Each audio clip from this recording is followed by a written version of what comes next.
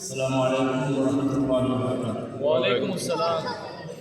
জুলাই শহীদ পরিবার এবং জীবন্ত শহীদ ভাইদেরকে নিয়ে আয়োজিত ভাই বোনদেরকে নিয়ে আয়োজিত আজকের এই আলোচনা সভা অনুষ্ঠানের সম্মানিত মাননীয় প্রধান অতিথি, বাংলাদেশের ফ্যাসিবাদ বিরোধী আন্দোলনের অন্যতম লড়াকু অগ্রপথিক এবং জুলাই বিপ্লবের অন্যতম সেনানায়ক, তিনি সার্বক্ষণিক এই আন্দোলনকে বিপ্লবকে করেছেন, প্রয়োজনীয় সহযোগিতা করেছেন, পরামর্শ দিয়েছেন।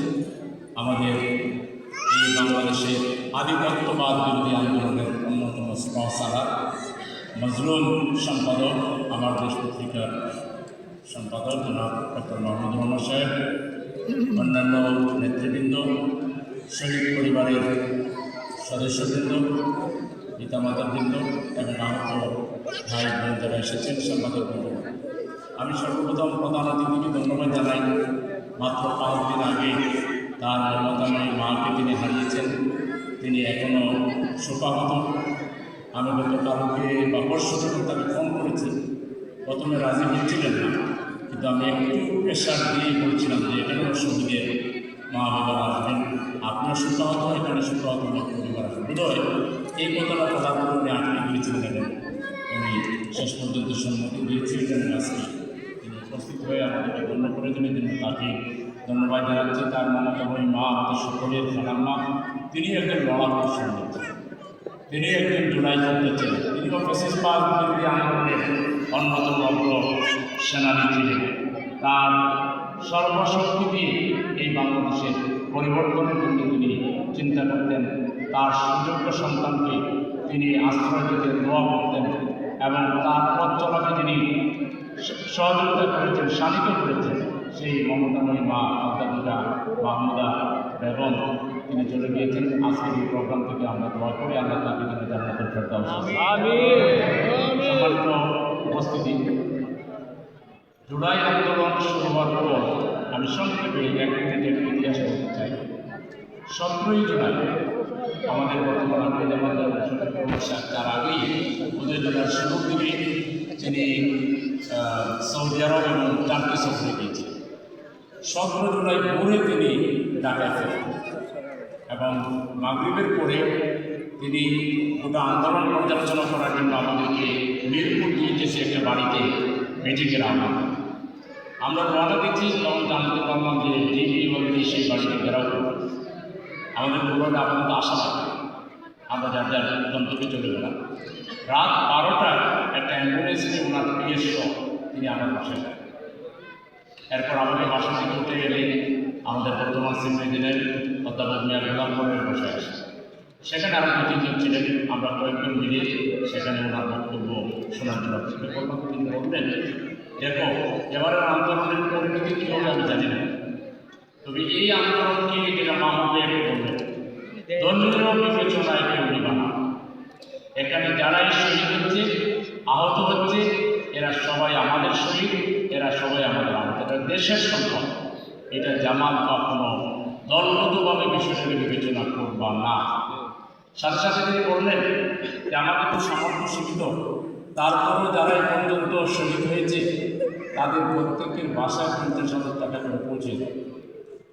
ভোরবেলা তিনি ফোন করলেন যে না, এটা একটু বেশি কম অ্যামাউন্ট হয়ে যায়, তোমরা 1 লাখ টাকা করে পৌঁছে দেয়। তার কয়েকদিন পরে তিনি বললেন যে আরও 1 লাখ টাকা করে পৌঁছে দেয়। আমরা চেষ্টা করেছি, যাদেরকে খুঁজে পেয়েছি, আমাদের এখানে প্রায় 200 বা তার চেয়ে একটু বেশি শহীদ আমরা খুঁজে পেয়েছি।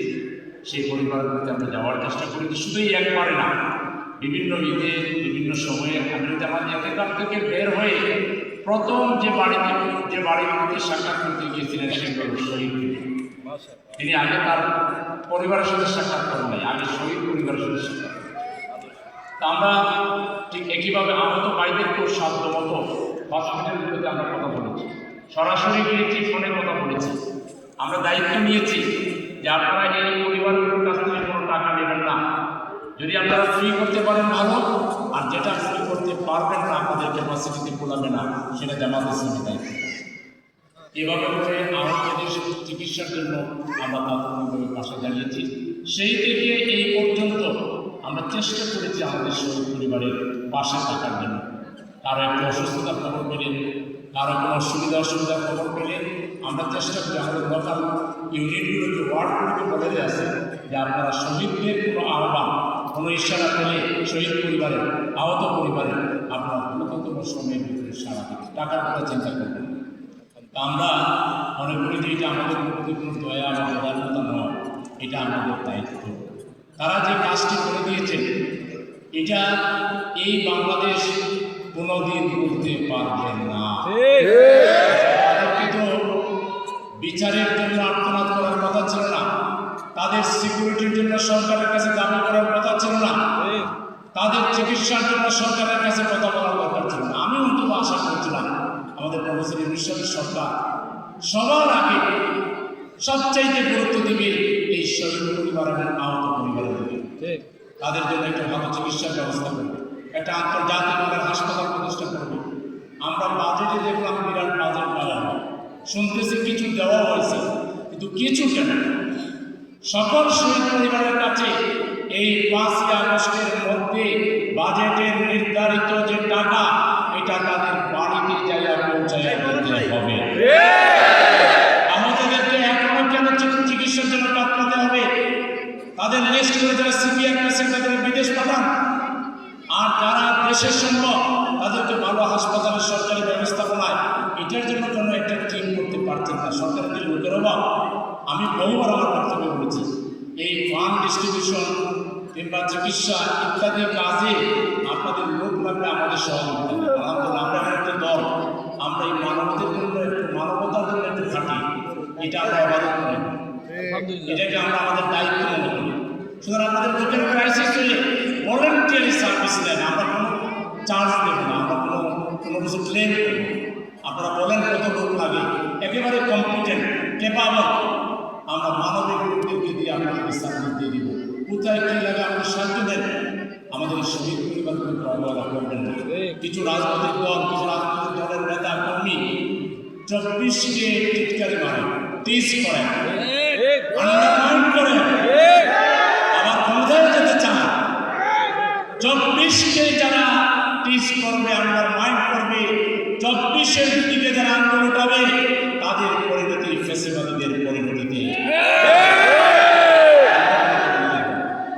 অবশ্যই 71 আমাদের গর্বের দল, 71কে আমরা স্যালুট জানাই, 71-এর শহীদদেরকে আমরা মর্যাদা দিই, 71-এর বীর সেনানীদেরকে আমরা সমীহ করি, শ্রদ্ধা করি। কিন্তু তার মানে এটা নয় যে 24কে আমরা আন্ডারমাইন করবো, 24কে আমরা অবহেলা করবো, 24কে আমরা বিজ্ঞানকে দেখাবো, ছাত্রদেরকে আমরা বলবো আমরা এরা কি বুঝে। এরা যদি না বুঝতো, এরা বুঝে না বলেই জীবন বাজি রেখে বুলেটের সামনে দাঁড়িয়ে তারা চোখের সামনে তার বন্ধু হারিয়ে গেছে, কিন্তু তারপর সামনে দিকে গিয়েছে। ওই সরকারের চোর মন্ত্রীটাকে, হোম মিনিস্টারকে একজন ফোন করছেন না, পুলিশ অফিসার, স্যার একটা মানি তো একটাই মনে, আর কি করবো না। এটা তো আমরা রাজনৈতিক দল দেখাতে পারি না, এটা তো সত্য। অনেক রাজনৈতিক দল প্রোগ্রাম থেকে পালায় চলে গেছে, এটাও তো সত্য। সুতরাং 24কে অনন্য মর্যাদায় রাখতে হবে, মাথায় তুলে রাখতে হবে আমাদের মাথার কাঁধ। এরা আমাদের জাতির আগামী দিনের অনুপ্রেরণার উৎস। এই 24 কখনো ভোলা যাবে না। আমি সরকারের কাছে জোর দাবি জানাচ্ছি যে আগামী 5ই আগস্টের মধ্যে আমাদের শহীদ পরিবারের জন্য একটা আইন প্রণয়ন করা, সুরক্ষা আইন। কেন একটা শহীদ পরিবারের মেয়ে দর্শিত হবো, এই দায়িত্ব সরকার নিতে হবে না? অবশ্যই। এই ব্যক্তিটা গোটা জাতি, রাজনৈতিক দলগুলো আজকে আমাদের বিভেদের সুযোগে 24কে খান খান করে দেওয়ার চেষ্টা করা হচ্ছে। সাময়িক হয়তো 24-এর যোদ্ধারা একটু দূরত্ব তৈরি হয়েছে, কিন্তু ফেসিবাদ যদি আমার এখানে মাথা চালা দেওয়ার চেষ্টা করে 24-এর যোদ্ধাদের আবার রক্ত ফুটকি দিয়ে উঠবে, এবং আগের যে বিপ্লব তার চাইতেও অনেক ব্যাপক মাত্রার বিপ্লব বাংলাদেশে সংগঠিত হবে, এবং কিয়ামত পর্যন্ত ফেসিবাদের কবর হবে ইনশাআল্লাহ। মনে করবেন না যে আমরা ভুলে গেছি। ফেসিবাদীরা এবং নব্য ফেসিবাদীরা এবং ফেসিবাদের কৌশলরা যেখানেই থাকুক না কেন, আপনাদের আস্ফালন জুলাই ইনশাআল্লাহ স্বীকার করতে বাধ্য হবে ইনশাআল্লাহ। ইনশাআল্লাহ আমি আজকে আপনারা কষ্ট করে আসার জন্য শহীদ পরিবারকে আমার অন্তঃস্থল থেকে শ্রদ্ধা জানাই, সম্মান জানাই। আমরাও যে খুব বেশি আপনাদের খবর রাখতে পারি তা না, আমরাও নানা ব্যস্ততা, আমাদের নানা সীমাবদ্ধতা আছে। আমরা রাজনীতি করি, অনেক কাজ আমাদেরকে করতে হয়। তবে আমরা আশ্বস্ত করছি, আমরা কোনোদিন আপনাদেরকে ছেড়ে যাব না ইনশাআল্লাহ। কিয়ামত পর্যন্ত যতদিন দেশে ইসলাম থাকবে, ইসলামী আন্দোলন থাকবে, জামাতে ইসলামী থাকবে, আমরা আপনাদের সাথে থাকবো। আলহামদুলিল্লাহ। আল্লাহ যদি আমাদেরকে ক্ষমতার জন্য কবুল করেন, তাহলে সবার আগে এই শহীদ পরিবার, আহত পরিবারকে আমরা এমন উন্নত মর্যাদা প্রদান করব, যার ফলে ভবিষ্যতে তরুণ সমাজ, যুব সমাজ এই দেশের জন্য, ইসলামের জন্য রক্ত দিতে তারা আরো উজ্জীবিত হবে ইনশাআল্লাহ। সর্বোচ্চ মর্যাদার আসন তৈরি করবো ইনশাআল্লাহ। এবং আমরা আগামী 19 তারিখ স্মরণ উদ্যানে এই শহীদ পরিবারকে যথাযথ মর্যাদা দেওয়া, আহতদের সুচিকিৎসা এবং পুনর্বাসন করা, বিশেষ করে জুলাই ঘোষণাপত্র তৈরি করা এবং জুলাই সনদ করা এবং এটা সংবিধানে অন্তর্ভুক্ত করা সহ লেভেল প্লেইং ফিল্ড তৈরি করা, বিচারকে ত্বরান্বিত করা, সংস্কার কমপ্লিট করা এবং আমাদের প্রবাসে থাকা রেমিটেন্স যোদ্ধাদেরকে ভোটের অধিকার দিতে হবে। আফ্রিকার জঙ্গলে যদি বাংলাদেশের কোনো নাগরিক থাকে, তাকে ভোটের অধিকার দিতে হবে। গড়িমসি এবার চলবে না। নির্বাচন কমিশন আমাদেরকে ওয়াদা দিয়েছেন, আমাদের মাননীয় প্রধান উপদেষ্টা মহোদয় আপনি ওয়াদা দিয়েছেন, এই ওয়াদা লঙ্ঘন করা চলবে না। আমাদের স্বাধীনতা দাবিতে আগামী 19 জুলাই তরাকি উদ্যানে দাঁড়িপাল্লার বিপ্লব হবে ইনশাআল্লাহ। বাংলাদেশ কারা চালাবে তার একটা রিহার্সেল আগামী 19 তারিখ সোমবার ময়দানে ইনশাআল্লাহ অনুষ্ঠিত হবে ইনশাআল্লাহ। এই প্রোগ্রামে আমরা শহীদ পরিবারকে, আহত পরিবারকে আজকে শ্রোতামণ্ডলীকে দাওয়াত দিচ্ছি, আপনারা আসবেন তো ইনশাআল্লাহ। সবাইকে দাওয়াত দিয়ে আজকে আসার জন্য আবার আন্তরিকভাবে ধন্যবাদ জানিয়ে, মোবারকবাদ জানিয়ে আমি আমার কথা এখানে শেষ করছি। আমাদের এই অধিবেশন এখানে শেষ হচ্ছে। এরপরে আমাদের তৃতীয় অধিবেশন, আপনারা জানেন সকালে এখানে 5টা হল আছে। এই 5টা হলে জামাত ইসলামী ঢাকা মহানগর করে 11,500 ভোট আমাদের, সেই 11,500 ভোটের সম্মেলন এখানে হয়েছে আলহামদুলিল্লাহ। তার মধ্যে থেকে প্রায় 10,500 উপস্থিত ছিলেন, 1,000 নানা কারণে ছিলেন। এখানে সকাল 9টা থেকে 1টা পর্যন্ত প্রোগ্রাম হয়েছে আলহামদুলিল্লাহ। তারপরে দ্বিতীয় অধিবেশনে 3:30 এখানে আমরা দলীয় কর্মীদেরকে দাওয়াত দিইনি, আমরা শহীদ পরিবারকে, আহত পরিবারকে এবং কিছু সুদী বন্ধুকে দাওয়াত দিয়েছিলাম। আর থার্ড প্রোগ্রাম হলো আমাদের শহীদদের জীবনের উপরে নানা ডকুমেন্টারি এবং কালচারাল অনুষ্ঠান আছে। আপনারা সবাই মাগরিবের নামাজ পড়ে সে অনুষ্ঠানে অংশ নেবেন, এই আশাবাদ ব্যক্ত করি। সবাইকে আবার ধন্যবাদ জানিয়ে আমার কথা শেষ করছি। আসসালামু আলাইকুম।